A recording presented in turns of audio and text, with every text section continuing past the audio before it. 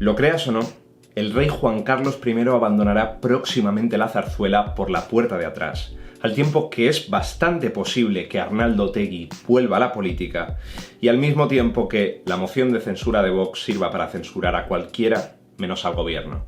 Hablamos de todo esto y mucho más en 7 Análisis, el espacio de actualidad política española de Es Política.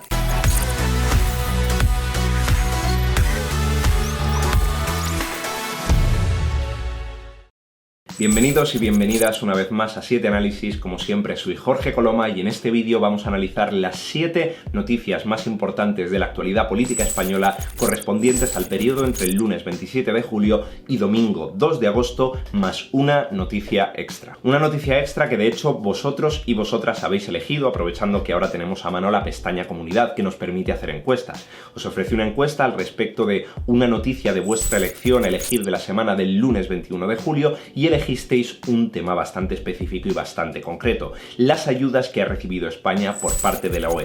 Así que, sin más dilación, empezamos nuestros 7 análisis más una noticia con el tema que elegisteis. ¿Cuáles son las implicaciones políticas de que España vaya a recibir 140.000 millones del Fondo de Recuperación que ha montado la Unión Europea de cara a reactivar la economía de la zona euro por la crisis del coronavirus? Es una pregunta que implica un montón de factores, que implica factores económicos y factores políticos, así que de momento empecemos por lo básico. Como ya os he dicho, España va a recibir 140.000 millones de euros en un total de ayudas. De estos 140.000 millones de euros, 72.700 millones de euros serán ayudas directas. ¿Y qué quiere decir que serán ayudas directas? Pues viene a ser algo tan sencillo como ayudas a fondo perdido, ayudas que no elevarán el volumen de deuda española. Por otra parte, y obviamente haciendo matemática sencilla, tenemos 67.300 millones de euros que recibiremos en formato de préstamos. Y obviamente estos sí que tenemos que pagarlos, pero más allá de pagarlos con intereses, lo que interesa aquí, válgase la redundancia, es el precio que vamos a tener que pagar por estas ayudas, porque, sorpresa, esto es política. Nada se da gratis en política y muchísimo menos un organismo como la Unión Europea estaría decidido a conceder semejante cantidad de ayudas si no hubiese un precio político de por medio. Así que aquí viene la segunda gran pregunta. ¿Cuál es el precio que vamos a tener que pagar como país a costa de recibir estas ayudas? Por lo que parece hasta el momento, no va a existir una troika, no van a existir esos famosos hombres de negro, hombres del maletín, que durante la crisis económica comprendida entre 2008 y 2012 venían a España a decirnos exactamente qué era lo que teníamos que hacer y nos daban instrucciones, pero sí que es cierto que España tendrá que presentar planes de inversión y de reforma basados en las recomendaciones de Bruselas. Cualquier diplomático que tenga un mínimo conocimiento de política en la Unión Europea sabe que Bruselas no da nada gratis. Por lo tanto, lo que está pidiendo Bruselas aquí es que España haga planes consistentes en, y cito textualmente, reforzar el potencial de crecimiento, la creación de empleo y la resiliencia económica y social. Ahora, si traducimos esto al lenguaje humano y lo sacamos fuera del ámbito burocrático, ¿qué viene a decirnos exactamente? Lo que viene a decirnos exactamente es que vamos a mantener la reforma laboral del PP, esa misma reforma que el gobierno se comprometió a derogar, esa misma reforma por la que Unidas Podemos hizo un pacto por debajo de la mesa con Bildu y que puso en un tremendo aprieto al PSOE al firmar este pacto para poder conseguir el apoyo de la formación Abertzale y de esta forma prolongar una de las prórrogas del estado de alarma. Esto, por supuesto, va a suponer un duro revés para el gobierno, porque la realidad es que el gobierno no se puede permitir no recibir este dinero. Por lo tanto, se va a tener que echar marcha atrás y muy presumiblemente el gobierno tenga que encontrar alguna manera, alguna excusa de hacer un cambio mínimo dentro de la reforma laboral del PP que sirva al mismo tiempo para sacar pecho delante de sus votantes, pero que al mismo tiempo no levante sospechas en Bruselas. Porque en caso de levantar sospechas en Bruselas, encontraríamos el segundo truco que ha puesto Bruselas a la hora de conceder esta enorme cantidad de dinero. España no ha sido el único país que está recibiendo ayuda a fondo perdido y préstamos, lo están recibiendo un montón de países en la Unión Europea, pero resulta que en Bruselas la condición que han puesto de cara a que los países miembros reciban ayudas para reactivar la economía es algo llamado freno de emergencia. ¿De qué hablamos cuando hablamos de un freno de emergencia? Hablamos de que desde la Unión Europea se tiene la capacidad de interrumpir el flujo de ayudas, el flujo de préstamos a un determinado país en caso de que existan graves desviaciones de cara a los distintos objetivos que se marquen los países en conjunto a la Unión Europea. Por lo tanto, aquí podríamos coger la máxima de no atar a un barco junto a otro barco en mitad de una tormenta tormenta porque de lo contrario todos los barcos se hunden y de hecho tendríamos a aproximadamente 27 barcos atados los unos a los otros, comprometidos a que este dinero exista siempre y cuando se reme en la misma dirección. Sin embargo, lo que ocurre es que esta dirección es totalmente contradictoria con la dirección en la que estaba tratando de remar el gobierno de España. Y el gobierno de España, debido a lo que es un intercambio político de toda la vida, debido a lo que es una negociación, va a tener que renunciar a remar hacia la dirección de la reforma laboral muy presumiblemente. Al mismo tiempo que esto es una victoria política relativamente interpretable de cara para el gobierno de España, puesto que puede presumir al respecto de que si bien los objetivos económicos que se habían propuesto no se han logrado al 100%, sí que la ayuda en definitiva supone un considerable respiro para la economía española. Al mismo tiempo nos encontramos con que de nuevo la pertenencia a la Unión Europea y el hecho de tener que negociar con el resto de países miembros nos arrebata soberanía nacional y capacidad de acción política. De cualquier forma, como ya te he dicho, la conclusión que extraemos aquí es que el gobierno se lleva una victoria política y económica que es cuestionable en función de quien haga el análisis, aunque desde luego todo el mundo puede acordar y todo el mundo debería acordar que este dinero es bueno para la reactivación de la economía española. Sin embargo, lo obtenemos a costa de una reforma laboral que muchos sectores sociales consideran absolutamente necesaria, especialmente en un contexto como este. Noticia del lunes. Reino Unido no solamente recomienda a sus ciudadanos que no viajen a España, sino que también incluye a Canarias y a Baleares en su recomendación de no viajar al país. Hasta el momento Canarias y Baleares se estaban librando de las sugerencias del gobierno británico de no viajar ahí, pero eso se ha terminado. La diplomacia ha acabado. Ahora, la gran pregunta al respecto de esta situación es: ¿qué puede hacer exactamente el gobierno o España respecto a esto? Y la respuesta, por frustrante que pueda parecer o por estúpida que pueda parecer en el contexto en el que vivimos, es nada. Es decir, en política existen las sesiones de diplomacia y las reuniones diplomáticas, reuniones que existen cuando se produce un conflicto, una fricción entre dos territorios. Sin embargo, si un territorio se decanta por, en su legítimo derecho, advertir a sus ciudadanos de que a nivel institucional no consideran seguro o consideran poco recomendable el hecho de que viajen a otro territorio, el otro territorio no tiene nada que decir. A lo que me refiero con esto es que en último término las negociaciones dependen del discurso del Reino Unido y el discurso del Reino Unido ha quedado absolutamente patente. De la misma forma que ha quedado absolutamente patente que este hecho es solamente una prueba más de cómo de interconectados estamos en términos políticos a nivel mundial y a nivel continental. En lo referente a la economía española, esto es un golpe terrible. Es un golpe terrible porque Reino Unido es uno de los grandes lugares de procedencia de turistas y un 13% de nuestro Producto Interior Bruto proviene directamente de la actividad del turismo, si no me equivoco. Por lo tanto, estamos hablando de una medida que en términos potenciales puede generar un destrozo enorme a una economía española que ya está lo suficientemente herida. Y como ya te he dicho, lo peor de esta situación es presumiblemente el hecho de que nadie puede hacer nada al respecto. Es decir, en último término, los diplomáticos pueden intentar hacer su trabajo, intentar negociar, pero si la otra persona no está dispuesta a negociar, si el otro ente, si el otro país no está dispuesto a negociar, ¿qué queda al respecto más allá de la resignación? ¿Qué queda al respecto cuando el gobierno de otro país está instando a sus ciudadanos deliberadamente a que no se viaje a nuestro país, a que no se consuma en nuestro país? Es una noticia triste y no sabemos si en el futuro existirán repercusiones políticas en las relaciones España-Reino Unido, lo cual sería bastante previsible por otra parte, porque lo normal sería, después de este suceso, que mucha gente del gobierno haya interpretado esto, especialmente la gente relacionada en asuntos de exteriores, como una auténtica puñalada por la espalda por parte de Reino Unido, una puñalada por la espalda justificada en criterios de salud y en criterios sanitarios, desde luego, pero no por ello una puñalada por la espalda menor.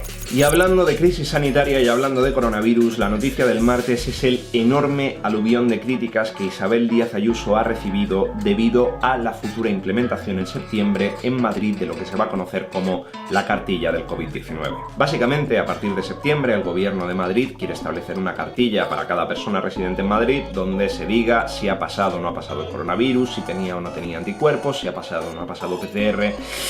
Y a Ayuso se la han comido viva. Ayuso se la han comido viva por 20.000 sitios diferentes. Se la han comido viva desde el gobierno. Teníamos a Salvador Illa diciendo que no hay nadie que esté haciendo esto, ni nadie que esté recomendando esto. Tenemos a organismos como por ejemplo la Organización Mundial de la Salud, que en ningún momento ha pedido que los ciudadanos tengan que tener una cartilla al respecto de si han pasado o no han pasado la enfermedad. Y sobre todo lo que más tenemos es una enorme falta de apoyo científico. No hay una sola organización científica que se haya pronunciado a favor de este tipo de medidas, a favor de que generen algún tipo de efecto positivo, porque de hecho el quid de la cuestión reside precisamente en si esta cartilla generaría algún tipo de discriminación. Hablamos de discriminación de todo tipo, discriminación de, por ejemplo, en qué ambientes se podría o no se podría pedir esta cartilla, con qué propósito. Imaginemos que alguien está yendo a buscar trabajo o a una entrevista de trabajo y en la entrevista de trabajo le dicen que enseñe esta cartilla. ¿Sería eso legal? ¿Sería eso legal? ¿Sería eso ilegal? Exactamente qué legislación hay al respecto para que esto se pueda implementar y sobre todo qué se puede hacer más tarde con ello. Lo cierto es que esta medida es difícilmente comprensible en términos políticos y aunque normalmente yo intento ver el beneficio que se esconde detrás de cada acción para según qué políticos, en este caso no entiendo para nada qué es lo que pretende o persigue Isabel Díaz Ayuso implantando esto, es decir, era más que obvio, muchísimo antes de que esto se anunciase, que no iba a contar con el respaldo del gobierno y muy presumiblemente que no iba a contar con ningún tipo de apoyo internacional o siquiera por parte de la comunidad científica. Por lo tanto, lo que nos muestra esto es que Isabel Díaz Ayuso, a no ser que fuese rematadamente estúpida o que los asesores que le aconsejaron hacer esta medida fuesen rematadamente estúpidos, sabía de antemano que no iba a contar con un apoyo generalizado. Sabiendo de antemano que no va a contar con un apoyo generalizado, lo único que queda al respecto es entender que va a existir otra contraprestación por beneficio que no venga directamente de instituciones, así que la pregunta que tenemos que hacernos en ese caso es ¿dónde está el beneficio de esta acción? ¿Dónde ha visto Isabel Díaz Ayuso un beneficio de cara a crear esta cartilla del COVID-19? Una cartilla que, como ya te he dicho, tiene un montón de vacíos y que los va a tener en el futuro en caso de que verdaderamente se mantenga. Y en caso de que no se mantenga, es otra derrota política para Isabel Díaz Ayuso. Isabel Díaz Ayuso, la misma política que pasó el estado de alarma en un ático de lujo, en un contexto un poco opaco en lo referente a cómo llegó ese ático exactamente, con según qué contacto. Isabel Díaz Ayuso, que todavía no se sabe si termina de responsabilizarse o no al respecto de la terrible, pésima gestión al respecto de las residencias de ancianos durante la crisis del COVID-19 y el estado de alarma. Isabel Díaz Ayuso, que está buscando una nueva victoria política a través de esto. Francamente, no tengo ni idea de qué se está persiguiendo aquí. Y la noticia del miércoles también tiene relación con el PP, aunque si te digo de qué va, seguramente te sorprendas, y es que la moción de censura de Vox ha trastocado por completo la estrategia de Casado. Sí, una moción de censura que va destinada aparentemente contra comunistas, separatistas y populistas, si no me equivoco, según las declaraciones de Santiago Abascal. A quien más daño va a hacer es al PP de Pablo Casado. ¿Por qué está ocurriendo esto? Durante el estado de alarma y después del estado de alarma, el PP ha comprobado que jugar a la derecha de Vox no le está sirviendo de mucho. Lo ha comprobado en primer lugar en las encuestas y después lo ha verificado finalmente en las elecciones del 12J. Unas elecciones donde en Galicia, Feijóo, que ha apostado por el eslogan de la moderación, que prácticamente ha eliminado de su campaña cualquier símbolo que recordase al PP de Pablo Casado, ha salido reelegido por cuarta vez con mayoría absoluta. Mientras tanto, el proyecto de Casado en el País Vasco se hundía considerablemente perdiendo 4 diputados. Un proyecto en coalición con Ciudadanos que, en último término, no ha servido de nada para el líder del PP, que había apostado muchísimo por este encuentro político. Por lo tanto, a lo que está jugando el Partido Popular es a erigirse en una especie de alternativa responsable. Han abandonado la derecha de la derecha, ya no están persiguiendo atacar el mismo nicho de votantes que Vox, ni convertirse en una fuerza que sea prácticamente reaccionaria de serie a cualquier cosa que haga el gobierno. Sin embargo, ¿qué ocurre con la moción de censura? Pues que la moción de censura es extremista. La moción de censura no entiende de grises, no entiende de moderación. Lo único que comprende una moción de censura es si se apoya o no se apoya. Y el Partido Popular se ha visto obligado a decir que no la va a apoyar. Que no la va a apoyar por intentar erigirse en este modelo de alternativa responsable del que estábamos hablando anteriormente, y por lo tanto son los que salen perdiendo. Porque delante del público de derechas, delante del votante de derechas, son los que no se quieren sumar a expulsar al gobierno de izquierdas de España. Por lo tanto, Vox se erige como oposición dura, mientras fuerza a que el PP no se convierta en la oposición dura y a mantenerse relativamente centrados, al menos de cara a la existencia y o supervivencia del gobierno. Ahora bien, Si hay una pregunta que podemos hacernos aquí es si la moción de censura de Vox prosperará. La respuesta es que no. La respuesta es que no en este universo, y si creyésemos en la teoría de cuerdas, en los 7 universos restantes, no recuerdo cuándo, no prosperará. De hecho, si me lo permites, la moción de censura de Vox es una estrategia de marketing.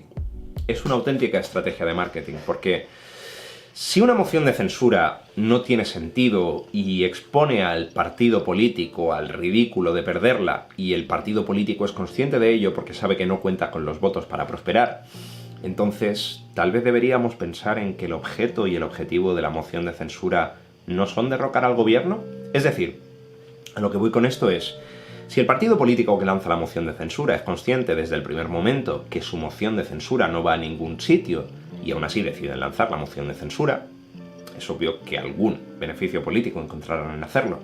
Y si ese beneficio político no se encuentra a la izquierda, inevitablemente se tendrá que encontrar en... Por lo tanto, estamos hablando de una moción de censura que presumiblemente será un auténtico fracaso y que de hecho desde el PP han corrido a catalogar como una especie de refuerzo salvavidas para Pedro Sánchez, porque consideran que gracias a la moción de censura de Abascal el PSOE saldrá más reforzado. Sin embargo, ¿gracias a quién saldrá reforzado y por qué está tan escocido el Partido Popular? Porque precisamente, y muy presumiblemente, si el PSOE sale reforzado después de esta moción de censura, será a costa del Partido Popular. Y desde la derecha más alejada nos vamos a la izquierda más alejada, porque José Manuel Calvente, exabogado de Podemos, ha ratificado ante el juez que el partido tenía una caja B. No sé si lo recordarás, pero ya cubrimos el caso de José Manuel Calvente y Mónica Carmona en Es Política. Ya hablamos al respecto de la expulsión del exabogado debido a una denuncia de acoso laboral y sexual, y de hecho puedes encontrar el vídeo justo aquí donde hablamos de ello. Ahora bien, finalmente el caso está empezando a avanzar y según la denuncia que el propio Calvente ha puesto, lo que se está investigando aquí son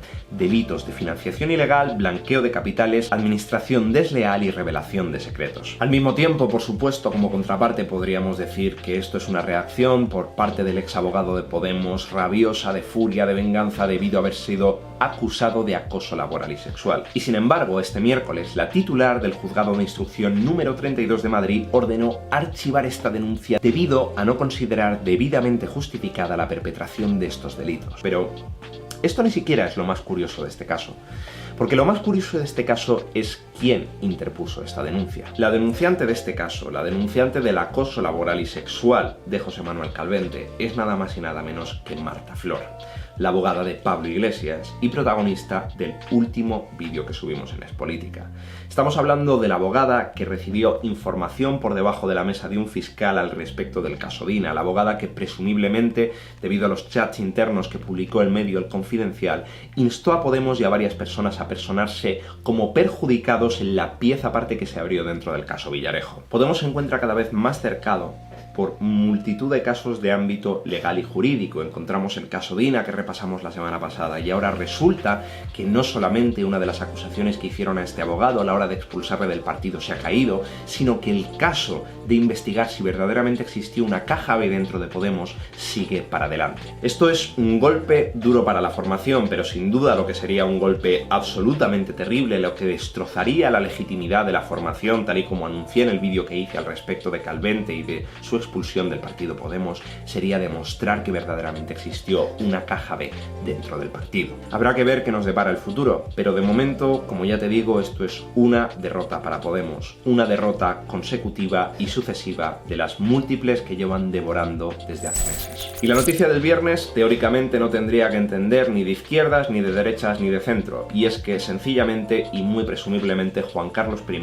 anunciará que abandona la zarzuela. Aquí básicamente con lo que nos encontramos es que en los próximos días, muy presumiblemente en apenas un par de semanas, el rey emérito a través de su abogado emita un comunicado concretando su salida de palacio. Por otra parte, este comunicado quedaría totalmente sujeto a las decisiones de la Fiscalía del Supremo al respecto de si existe relevancia penal o no para Juan Carlos I, al respecto de si verdaderamente hubo un delito en sus acciones. Y en lo referente al contexto de esta acción hay dos cosas bastante curiosas, y si bien la primera de ellas es que Juan Carlos I no quiere perder el título honorífico de rey, la segunda de ellas es que precisamente tomaría esta acción para que no sea Felipe VI el que se vea obligado a comunicar el abandono de la propiedad de su padre. Bajo mi punto de vista, esto es una decisión que se llevaba tiempo masticando y, aunque no hay pruebas lo suficientemente sólidas ni fuentes lo suficientemente fiables como para confirmarla al 100%, esto es un rumor que se lleva escuchando desde hace semanas en los medios y no me gusta decir que cuando el río suena agua lleva, pero en la gran mayoría de los casos, si estamos en mitad del campo y escuchamos agua, muy probablemente sea un río.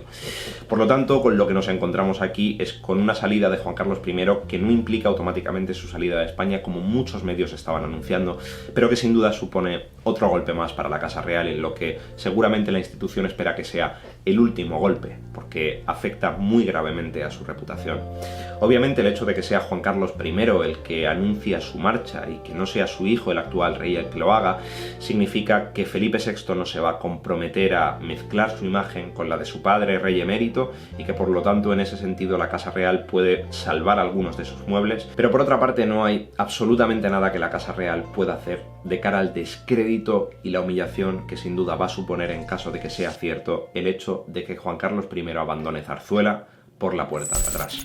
Por otra parte, la noticia del sábado son las primeras declaraciones de Arnaldo Otegi después de conocerse la nulidad de su condena por terrorismo por el caso Bateragún. Arnaldo Otegi, como por otra parte no cabía esperar de otra forma, ha dicho que la operación que le llevó a la cárcel fue una operación que no tenía base jurídica ninguna, que fue una operación urdida por las cloacas del Estado, en definitiva, unas cloacas que creo que conocemos un poco mejor gracias al vídeo de la semana pasada, pero en definitiva lo importante es que ahora, después de su nulidad por la condena de terrorismo, Arnaldo Otegi tiene legitimación para poder decir este tipo de cosas. Ahora su discurso se puede considerar en serio porque ya no es el discurso de un terrorista, ahora es el discurso de una persona a la que se condenó erróneamente por terrorismo, margen aparte de lo que unos y otros pensemos al respecto.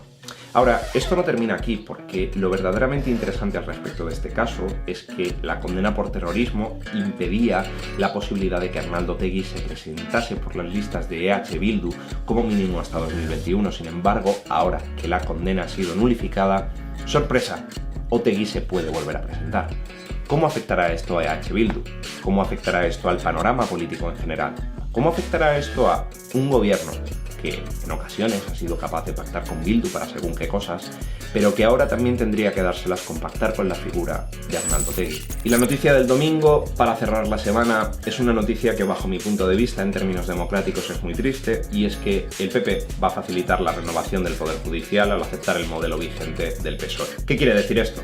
Pues quiere decir que básicamente PP y PSOE se van a volver a repartir los puestos del Consejo General del Poder Judicial, que van a volver a ser los partidos políticos los que seleccionen jueces que cubran estos puestos. De hecho, esto es una historia bastante curiosa porque, si no me equivoco, el actual Consejo General del Poder Judicial lleva aproximadamente 1 año y 8 meses en funciones y lo divertido es que esto se iba a renovar. Curioso de este asunto es que en noviembre de 2018 fue el PP quien interrumpió la negociación para renovar al Consejo General del Poder Judicial.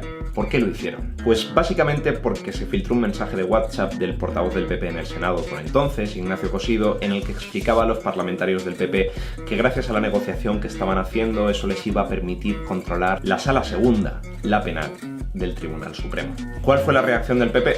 Pues romper las negociaciones y pedir un cambio de ley para que todos los componentes del Consejo General del Poder Judicial sean elegidos por los jueces y no se pueda hacer el clásico reparto de 8 vocales que tradicionalmente han seleccionado los partidos.